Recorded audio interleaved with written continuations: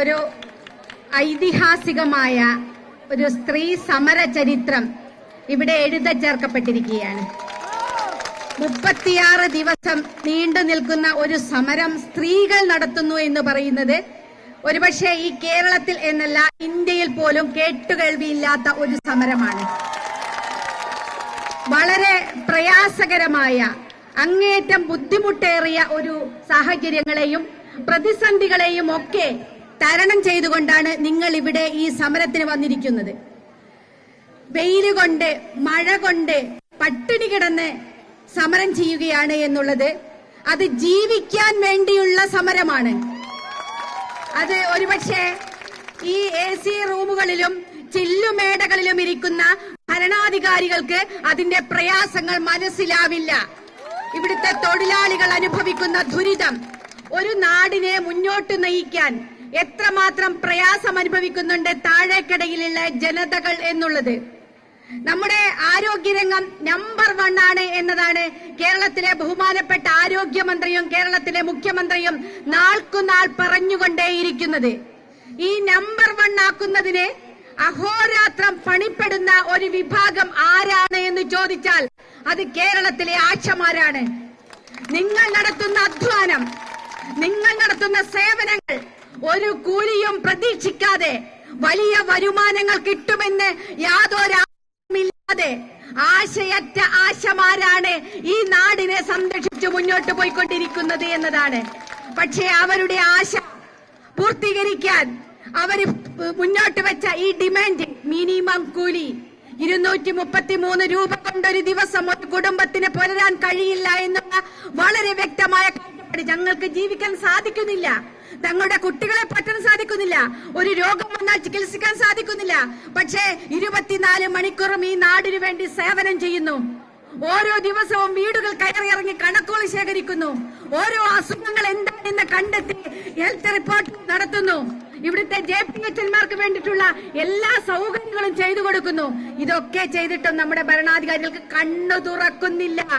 കണ്ണു തുറക്കാത്ത, ഹൃദയമില്ലാത്ത ഭരണാധികാരിയാണ് ഈ നാട് ഭരിക്കുന്നത്. അതുകൊണ്ടാണ് നിങ്ങളുടെ സമരത്തെ കാണാതെ പോകുന്നത്. പ്രിയപ്പെട്ടവരെ, ഈ സമര ശക്തിക്ക് മുന്നിൽ, ഈ സ്ത്രീകളുടെ ഇച്ഛാശക്തിക്ക് മുന്നിൽ തോറ്റു മടങ്ങുക മാത്രമേ നിങ്ങൾക്ക് നിവൃത്തിയുള്ളൂ എന്ന കാര്യത്തിൽ ഒരു സംശയവുമില്ല.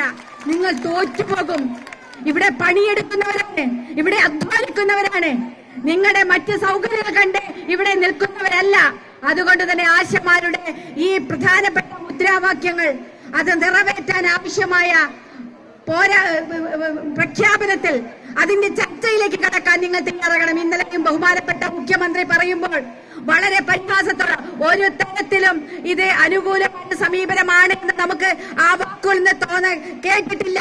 35 ദിവസത്തിന് ശേഷം പ്രതികരിച്ചിട്ടും ഈ സമരത്തെ ഞങ്ങൾ കാണുന്നു, അവരുമായിട്ട് ഞങ്ങളൊന്ന് ചർച്ച ചെയ്യും, അവരെ ഞങ്ങൾ വിളിച്ചിരുത്തും എന്നൊരു വാക്ക് കേരളത്തിലെ മുഖ്യമന്ത്രി പറയണ്ടേ? നിങ്ങൾ എത്ര സമരം നടത്തിയതാണ്, എത്ര സമരം കണ്ടവരാണ്? ആ സമരങ്ങൾ എങ്ങനെയാണ് അവസാനിപ്പിക്കുക? ചർച്ച നടത്തി യുക്തമായ കാര്യങ്ങൾ ചെയ്യാൻ സാധിക്കുന്നത് ചെയ്യുമെന്ന് ഇവിടുത്തെ സ്ത്രീകളോട്, ഈ തൊഴിലെടുക്കുന്ന തൊഴിലാളികളോട് പ്രഖ്യാപിക്കാൻ വേണ്ടി തയ്യാറാകണം.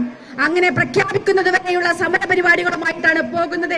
ഇവിടെ കിടന്ന് സമരം ചെയ്യാണ് നിങ്ങൾ. ഈ റോട്ടിൽ കിടന്ന് സമരം ചെയ്യുന്നത് ഈ നിങ്ങൾക്ക് വേണ്ടി മാത്രമല്ല, നാളെയിലെ തലമുറകൾക്ക് വേണ്ടി കൂടിയാണ്. ഈ ഇന്ത്യയിലെ ഒരുപക്ഷെ 26,125 ആശമാരുണ്ട് എന്ന് പറയുമ്പോൾ ഈ ആശമാരൊന്നും ഇവിടെ എത്തിയിട്ടില്ലല്ലോ എന്നതായിരിക്കും നാളത്തെ പരിഹാസം. വളരെ ചെറിയൊരു ഭാഗം മാത്രമേ എത്തിയിട്ടുള്ളൂ എന്നതായിരിക്കും നാളത്തെ പരിഹാസം. എന്തുകൊണ്ട് എത്താതിരിക്കുന്നു? തദ്ദേശ സ്ഥാപനങ്ങൾ നിയന്ത്രിക്കുന്ന രാഷ്ട്രീയ പാർട്ടികൾ CPM ആണ് ഏറ്റവും ഭൂരിഭാഗമുള്ളത്. ആ CPM നിയന്ത്രിക്കുന്ന തദ്ദേശ സ്ഥാപനങ്ങളിൽ അവരാണ് ആശമാരെ തീരുമാനിക്കുന്നത്. അവരുടെ മനസ്സ് നിങ്ങളോടൊപ്പമാണ്. പക്ഷേ നിങ്ങളോടൊപ്പം വന്നിരിക്കാൻ അവർക്ക് സാധിക്കില്ല. കാരണം ഭീഷണിയാണ് അപ്പുറത്ത്.